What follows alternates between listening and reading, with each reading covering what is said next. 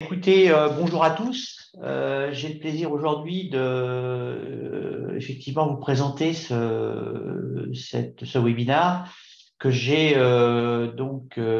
construit avec l'ensemble de mon expérience, de nombreux échanges que j'ai pu avoir donc au fil de toutes ces années et de donc vous aider à faire le bon choix, hein. Aujourd'hui, le marché d'automatisation, il est extrêmement riche, fourni, parfois confus, et c'est pas toujours simple de choisir une solution parmi nombre d'entre elles qui font toutes énormément de choses, qui sont spécialisées aussi, hein. Il y a des solutions assez spécialisées.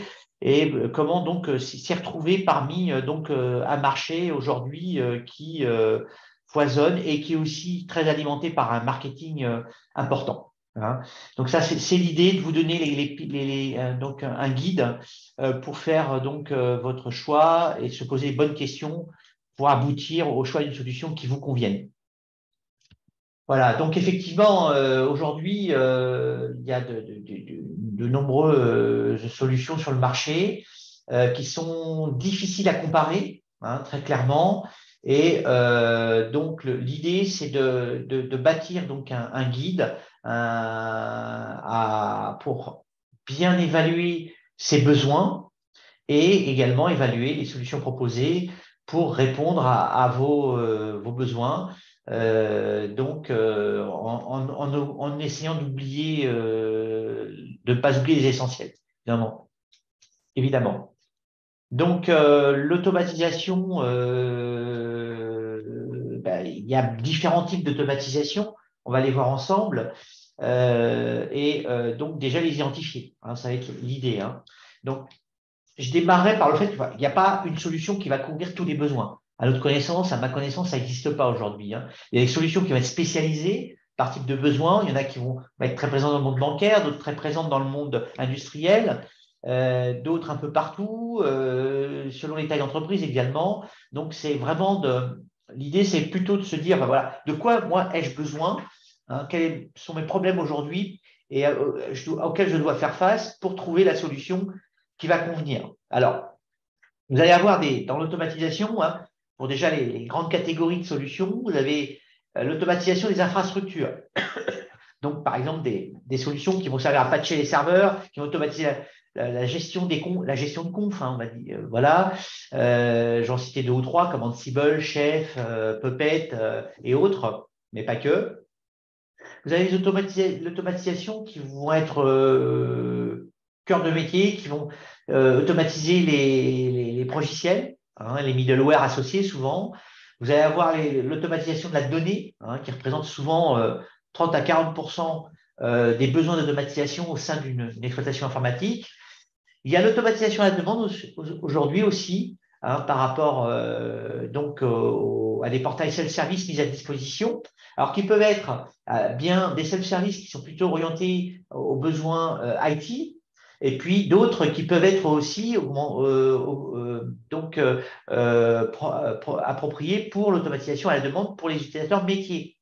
Et là, j'arriverai donc sur les automatisations front-end, hein, ce qui va toucher plutôt le métier. Effectivement, on va pouvoir retrouver du self-service. Par exemple, les ITSM aujourd'hui en proposent, hein, par exemple, mais ça peut être du RPA, du BPA, entre autres, ou de l'ITPA. Donc, il y a beaucoup de types de solutions qui vont répondre à des besoins différents, et il y en a qui vont regrouper un plus grand nombre que d'autres de possibilités, bien entendu.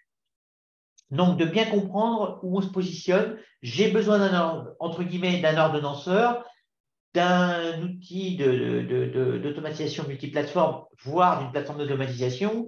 Bon, ben, je vais être plutôt sur les 5 premières tâches, par exemple, hein, les 5 premiers besoins. Alors, une chose qu'il faut bien cerner, est-ce que je choisis une solution qui est en rapport avec mon métier? Alors, effectivement, ça a du sens de réfléchir comme ça. Donc, c'est vraiment de comprendre donc, vos besoins. Et à partir du moment où on identifie une solution qui est déjà présente chez dans des métiers comparables aux vôtres, dans des socles applicatifs, j'ai envie de dire, comparables aux vôtres. Parce que souvent, sur des métiers, je vais prendre le retail, par exemple, hein, ben, vous allez retrouver beaucoup des cœurs d'application Cegid.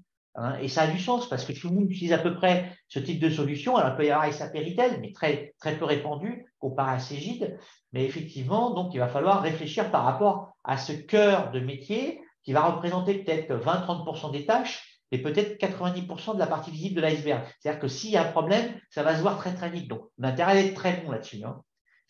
Donc, ça a du sens. Donc, ça va amener à identifier un ensemble de connecteurs liés aux applications métiers et tout un écosystème. Parce que souvent, une application métier, c'est pas qu'un logiciel, c'est un ensemble de logiciels qui fonctionnent ensemble et qu'il va falloir intégrer en termes d'automatisation pour que ça fonctionne bien et que j'ai finalement la maîtrise de bout en bout.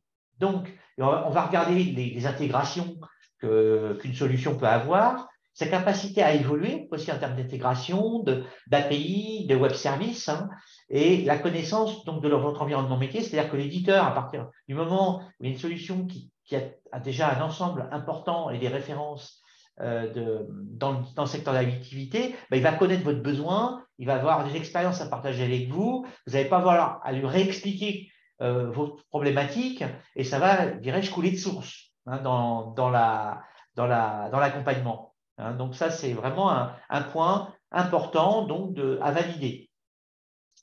Le deuxième point important, c'est l'architecture. Donc aujourd'hui, bon, historiquement, tout le monde était sur un on-prem et les architectures sont en train d'évoluer fortement. Hein, elles s'hybrident. Hein.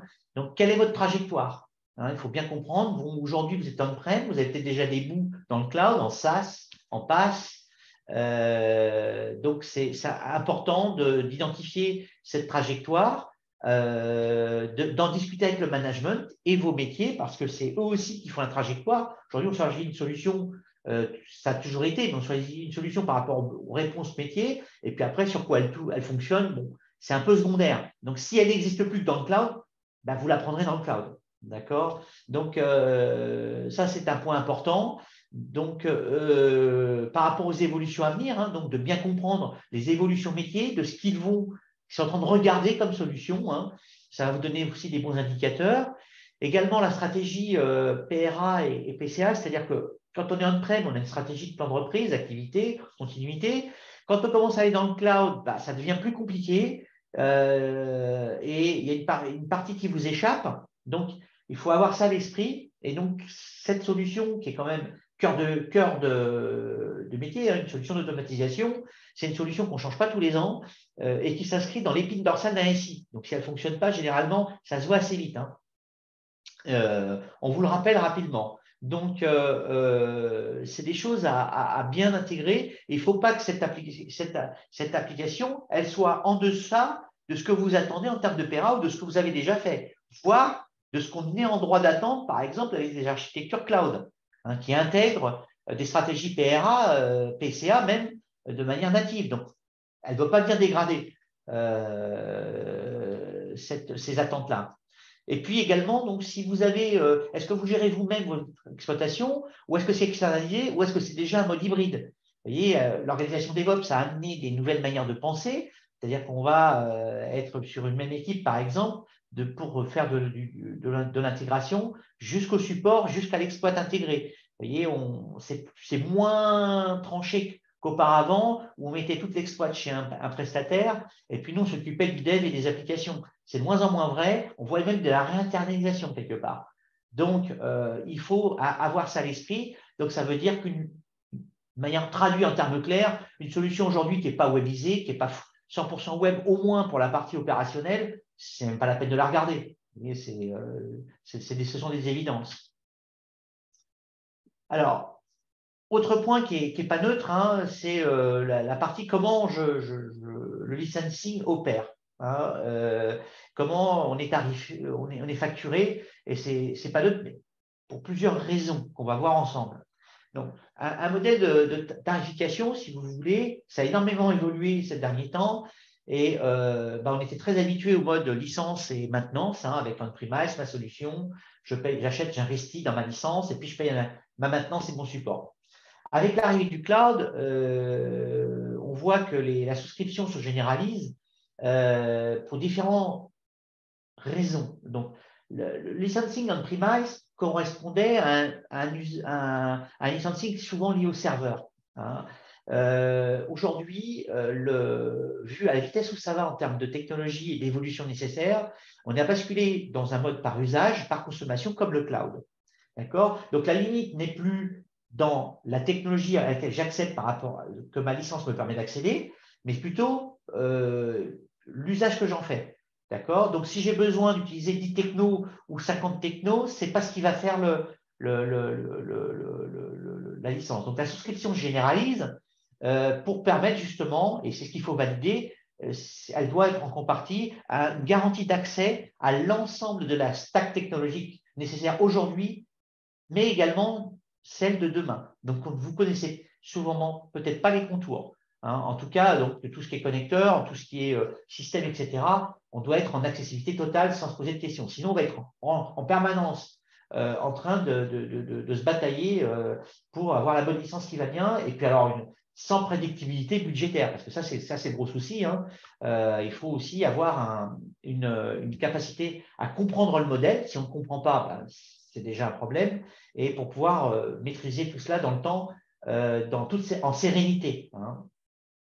Donc, c'est bien important aujourd'hui de comprendre qu'est-ce qui est inclus, qu'est-ce qui ne l'est pas, quels sont mes besoins actuels et à venir. Hein. Donc, c'est une question assez simple, mais qu'il faut réussir à traduire dans un modèle de licensing qui vous est proposé. Ça, c'est important de considérer ça dès le départ. Alors, la partie projet également, elle est importante à considérer dès le départ. Donc, l'installation, la formation et l'implémentation de la solution.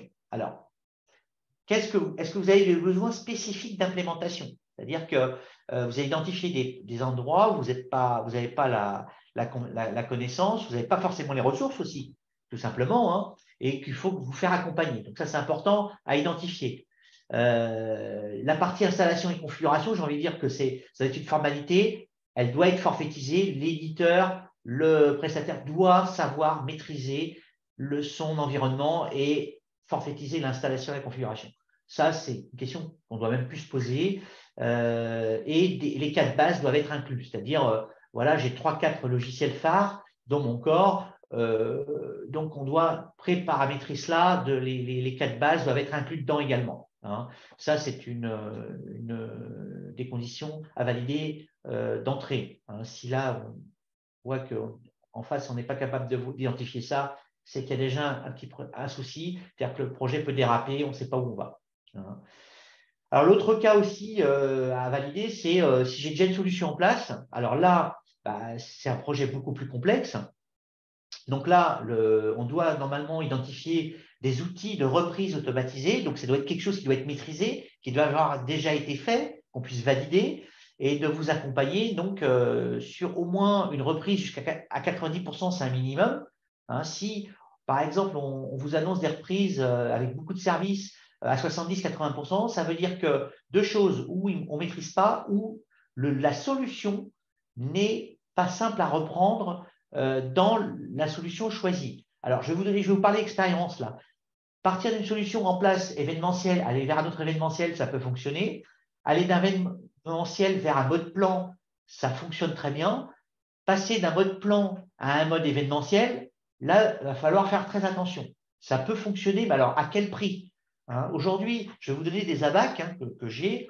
En termes de service, aujourd'hui, une solution pour 1 euro acheté de souscription, vous avez 1 euro de service dans les cas classiques où vous n'avez pas de produit. Voilà, 1 euro, 1 pour 1, c'est la bonne échelle. C'est-à-dire que l'éditeur maîtrise bien sa solution, elle est simple, elle est adéquate par rapport à ce que vous faites. Quand vous êtes dans le cas d'une reprise, on est plutôt sur des rapports de 1 à 2, 1 à 2,5. Hein, à l'extrême, 1 à 3 pour du clé en main. Vous voyez, mais pas plus. Et il faut que ce soit engagé. Vous voyez, qu'il y ait un engagement fort en face. Sinon, ça veut dire qu'on ne sait pas où on va, que c'est mal maîtrisé. Par exemple, un autre abac que je vais vous donner, c'est qu'un projet de migration, il ne doit pas durer plus de 9 mois. Généralement, ça se fait entre 3 et 9 mois.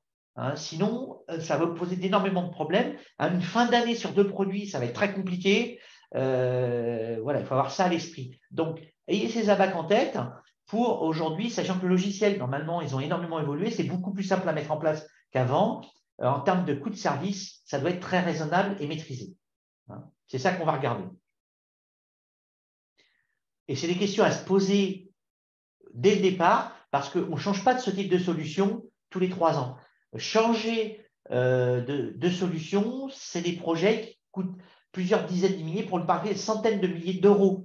Hein, quand j'ai vu beaucoup de clients dire je démarre petit, puis on verra, je prends la solution la moins chère, puis je verrai plus tard. Eh bien, écoutez, le pas cher au début va vous coûter extrêmement cher par la suite à remplacer. Alors, non seulement en prix de service, mais à reformer vos équipes, à convaincre les équipes que c'est le bon produit, vous allez galérer. Généralement, et je vous le dis en toute transparence, le changement se passe après un changement de manager et d'équipe.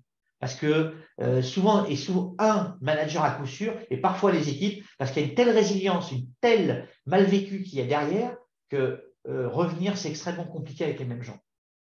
Alors, attention. Alors, les garanties pour un projet, donc évidemment, hein, et quand ça dérape, hein, évidemment, eh bien, il faut aller chercher une certaine garantie de réalisation. Donc, on parle de forfait, hein, c'est ce que je viens de dire. Hein. Souvent, globalement, vous devez être à 100% en forfait sur l'installation et à 80% en forfait sur les reprises, hein, minimum. Donc, un engagement fort de la contrepartie est indispensable. Hein. Donc, on peut valider aussi énormément. Il faut pouvoir le valider avec des témoignages, pouvoir parler d'autres clients qui l'ont fait, voir la globalité des clients dit aussi, parce que vous allez parler à un ou deux clients, forcément, on ne va pas vous donner des expériences difficiles ou plus compliquées ou négatives. Hein. Donc, il faut que vous ayez accès aux références de celles que vous décidez de choisir. Hein, dans votre métier, le plus proche possible en tout cas, hein, ou dans les cas techniques que vous voyez, que vous avez. Ça, c'est important. Si vous n'arrivez pas à cette étape-là, c'est extrêmement important. Alors, c'est aussi la contrepartie de peut-être ne pas aller jusqu'à faire un POC. Parce qu'un POC, bon, c'est bien, ça valide les choses chez vous, mais il y en a plein d'autres qui l'ont déjà fait. Et si la solution est que vous avez toutes les garanties nécessaires et que vous avez pu échanger avec des clients, est-ce qu'il est encore important de faire des POC sur des solutions qui existent certaines depuis 40 ans, que le marché utilise que 90% du marché aujourd'hui installé? Bon, peut-être passer moins de temps là-dessus, passer plus de temps à valider tous ces points-là avec des clients, des projets, l'éditeur, les bonnes questions, et puis éventuellement de voir donc s'il y a des échanges entre clients, il y a des blogs qui peuvent exister, des forums.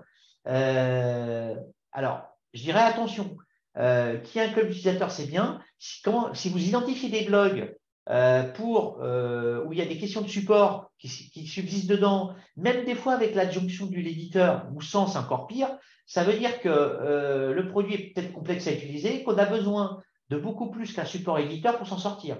Là, ce n'est pas forcément bon signe. Vous voyez, ça, c'est à double tranchant. Il faut bien analyser le contenu du blog, du forum et de quoi on parle dedans. Ça donne un indicateur fort sur la qualité du produit et la qualité du support qui est derrière également. Hein. Alors, justement, le support, c'est aussi un point important. Ça va vous suivre toute la durée de vie d'utilisation du produit et de le valider, ça peut être intéressant. En tout cas, déjà, il faut comprendre l'offre. Voyez. Une offre qui est segmentée, par exemple, vous avez du heure ouvrée, du 24/7 et puis du premium, et pas du 24/7 par défaut, ça peut vouloir dire que le support est assez chargé, donc l'éditeur essaye de trouver des moyens de segmenter ces différents types de besoins pour le faire payer ces différents types de besoins. Ce n'est pas forcément un bon signe. Un 24/7 par défaut, là, ça veut dire que l'éditeur, il sait ce qu'il fait, il maîtrise sa solution. Il y a assez peu d'appels et globalement, il peut offrir du 24/7 à tout le monde. Vous voyez, j'ai envie de dire que, alors évidemment, avec un support téléphone également, parce qu'on est dans des outils extrêmement critiques. Donc, ça peut arriver, on peut avoir besoin en pleine nuit d'un accès en 1 heure, hein, ce qu'on appelle la sévérité 1, ça peut arriver, et il faut pouvoir accéder par téléphone. Là, l'email, le portail en pleine nuit, ce n'est pas forcément idéal, entre autres. Alors, j'ai envie de dire que le support, en fait, c'est la segmentation de l'accès au support. Ça, c'est quelque chose qui est important, hein. Il y a l'email en premier lieu, le portail et puis le téléphone, hein, pour la sévérité 1. Mais la segmentation du support, c'est pas bon signe, hein, quelque part. Et de surcroît, si vous êtes sur un éditeur qui n'est pas forcément monoproduit. Alors, idéalement, les éditeurs aujourd'hui spécialisés monoproduits, bon, bah là, vous allez être chez des gens qui vont connaître, dont toutes les équipes sont formées et ne parlent que de ça toute la journée. Donc, normalement, le support va être de qualité, hein. Vous allez être vraiment considéré très, très rapidement. Alors, de surcroît, si un éditeur est plus multiproduit, il y a des éditeurs qui ont plus de 50 produits au catalogue, ou 200 même, bon, c'est sûr que là, ça risque d'être compliqué, hein. Donc, ça, c'est des choses à bien identifier dès le départ pour vous.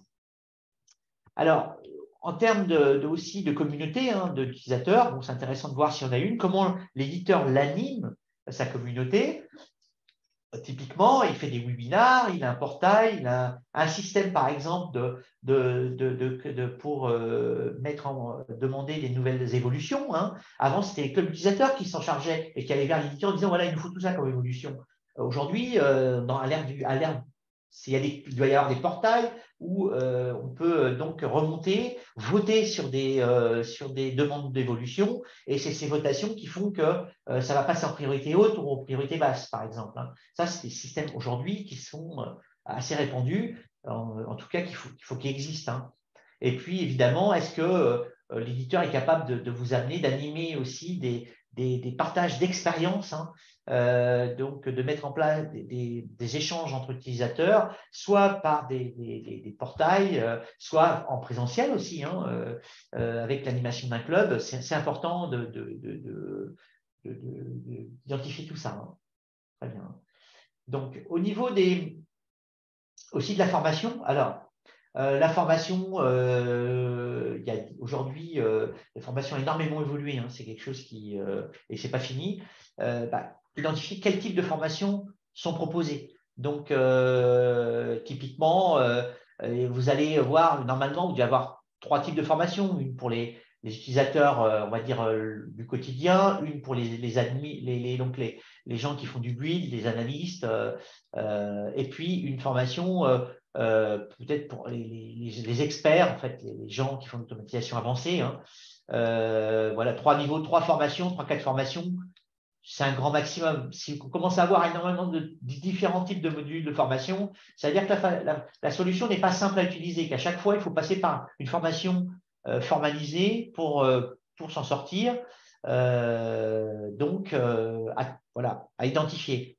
En plus, les formations, si vous voulez, bon, aujourd'hui, donc il y a des formations sur site ou distanciel, mais aujourd'hui aussi également, il faut voir qu'il faut qu'il y ait des formations disponibles gratuitement en ligne, de faire du e-learning. C'est-à-dire que la solution, c'est un bon signe, ça de voir qu'une solution, elle met déjà une formation gratuite en e-learning pour faire une basique.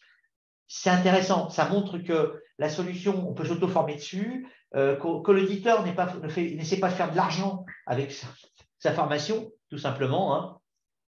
Et donc, il mise plutôt sur l'investissement produit technologique, si vous voulez, hein. Et donc, effectivement, avoir une formation avancée également pour la partie continue, c'est important, hein, il faut identifier ça. Et puis, je terminerai donc sur la partie formation. Est-ce qu'il y a une validation des équipes disponibles? Est-ce qu'il y a une certification Calliope?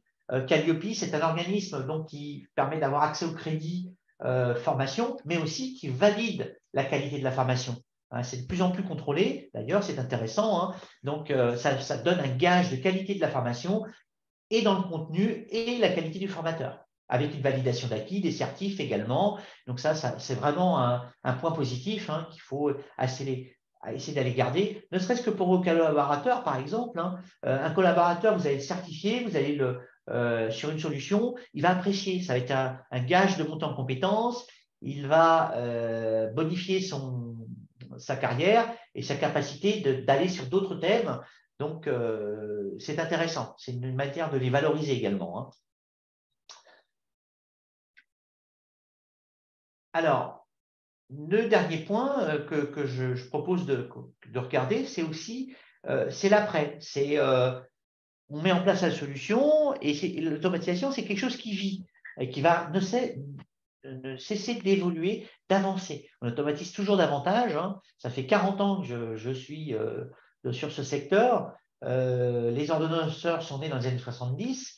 Ça n'a jamais arrêté et ça continue, c'est pas fini, hein.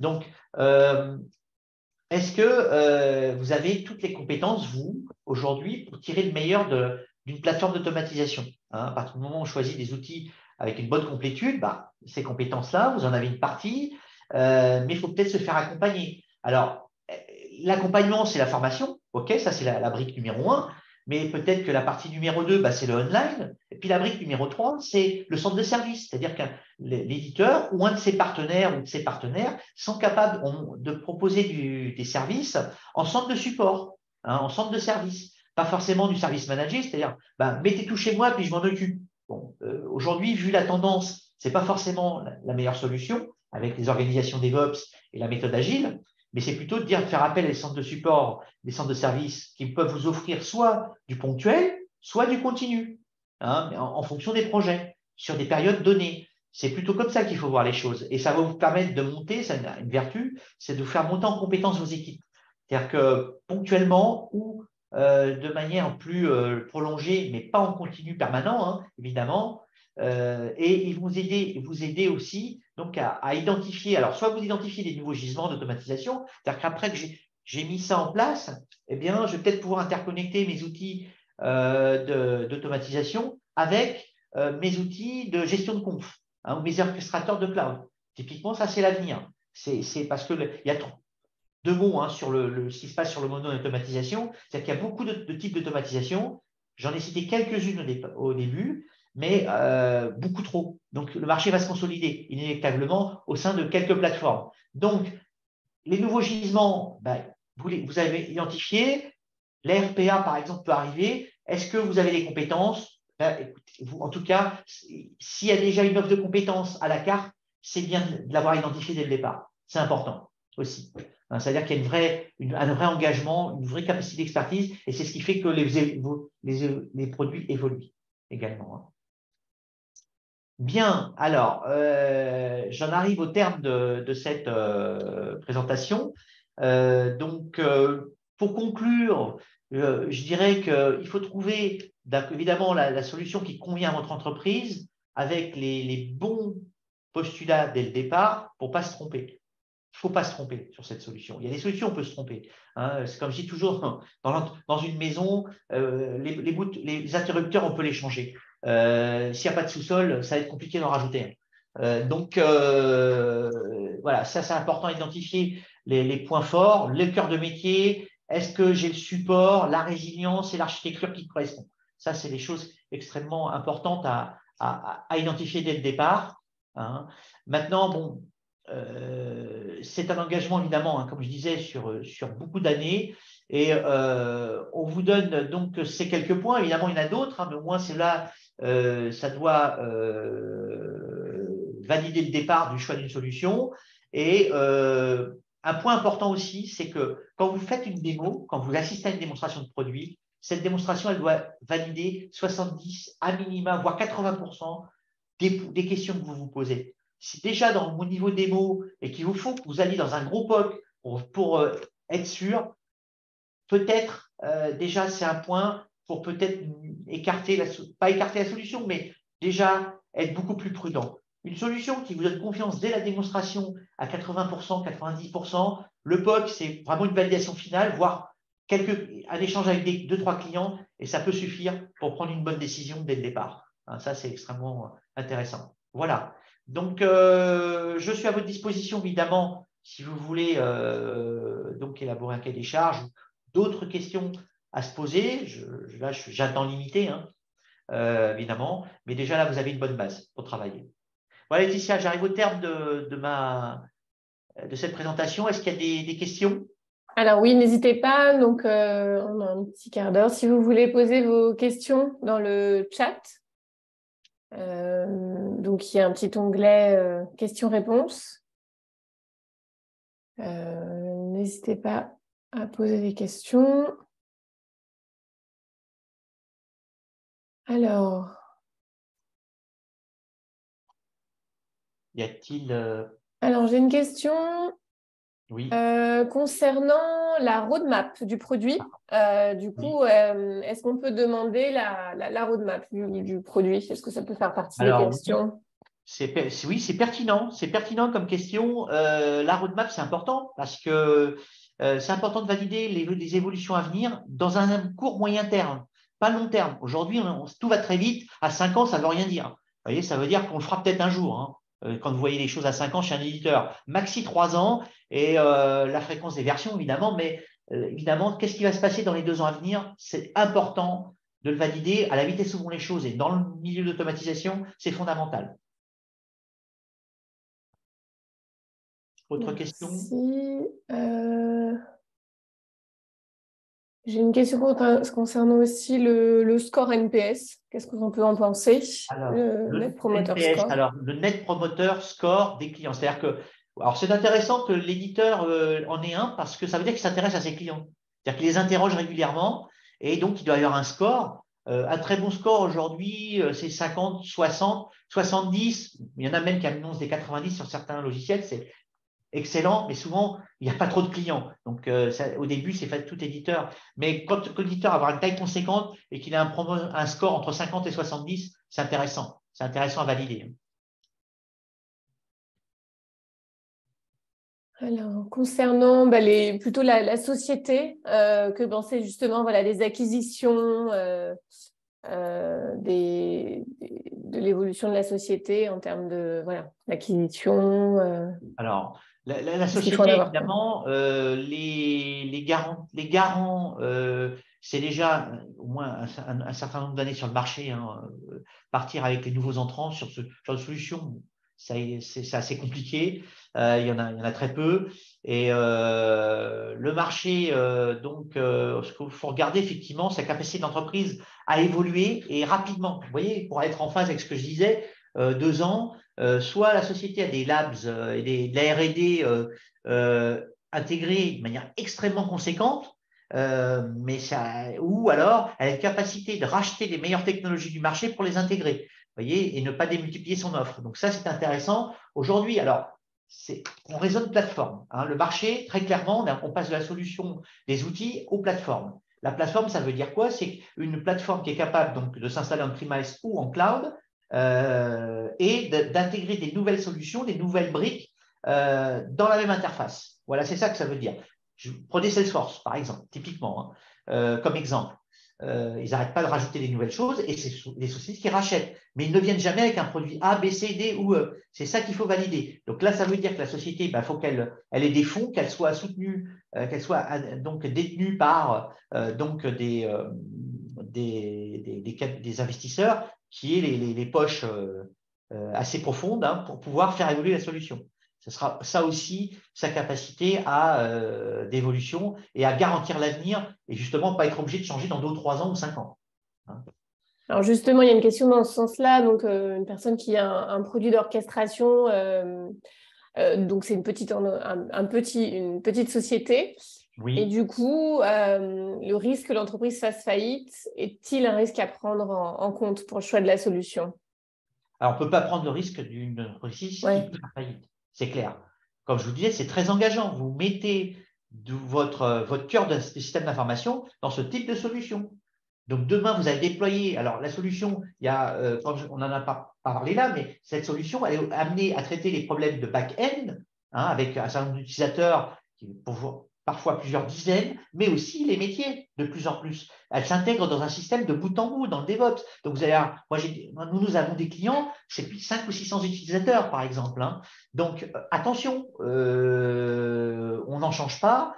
facilement et derrière, les dégâts peuvent être extrêmement conséquents. J'en ai donné tout à l'heure quelques-uns jusqu'au départ de personnes ou d'équipes parce que pour changer, ça va être une grande souffrance.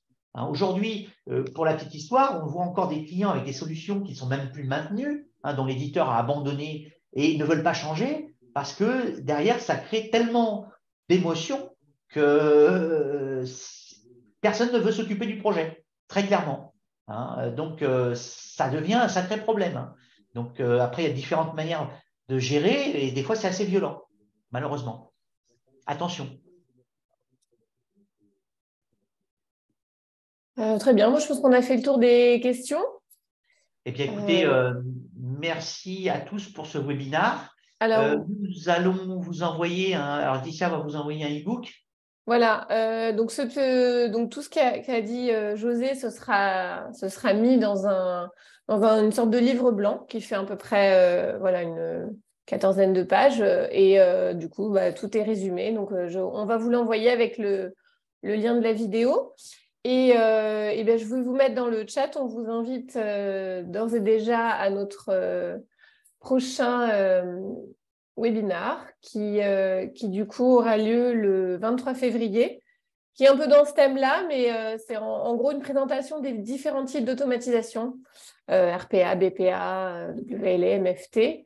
Voilà, une présentation assez exhaustive avec voilà, des cas d'utilisation. Effectivement, Laetitia, je disais au début de la présentation, le marché de l'automatisation est très confus, il y a d'énormes possibilités, ça peut pas. Et donc, l'idée, c'est de vous aider à y voir plus clair. Voilà, donc je vous ai partagé le petit lien dans le chat. Et voilà. Et ce qui va se passer aussi sur le marché de l'automatisation, j'ai ma vision, hein, c'est ma spécialité, c'est ma passion.